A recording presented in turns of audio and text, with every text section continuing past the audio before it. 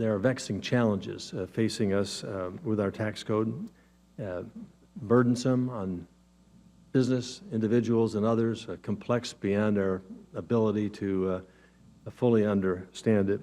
The small business owners that I have met throughout Indiana have been patient, persistent, and overcomers. Despite the obstacles that small businesses face, they're responsible for 2/3 of the net new private sector jobs created in the United States.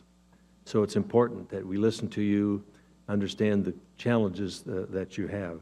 Our role as legislators should be to ensure that the tax code is no longer a major obstacle to growth and jobs for these businesses. Against the headwinds of the slowest recovery since 1960, small business owners have to deal with a tax system that is hopelessly complex, full of provisions that expire every 1 or 2 years, riddled with special exemptions, deductions, and preferences, and filled with new penalties.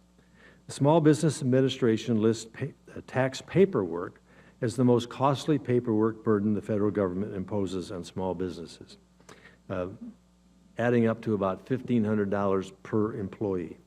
It's not surprising that 9 out of 10 small business owners have to turn to an outside paid professional to figure out their taxes, as I have to do, even though I took 3 tax courses in law school.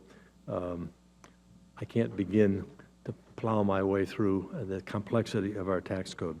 Today we will hear from witnesses who can discuss how tax policy is affecting the broad landscape of small businesses. We will also hear 2 stories of real businesses that will bring home how taxes affect companies on the ground. Tax day is a perfect time to commit to not let another April 15th pass before we finally tackle comprehensive pro-growth tax reform. And while it is urgent and essential to lower our corporate rate tax, which is the highest in the developed world, we must not forget the millions of small businesses that pay taxes at the individual level and have just experienced rate increases. I look forward to hearing from our witnesses about how we can tear down barriers to growth in our broken tax code.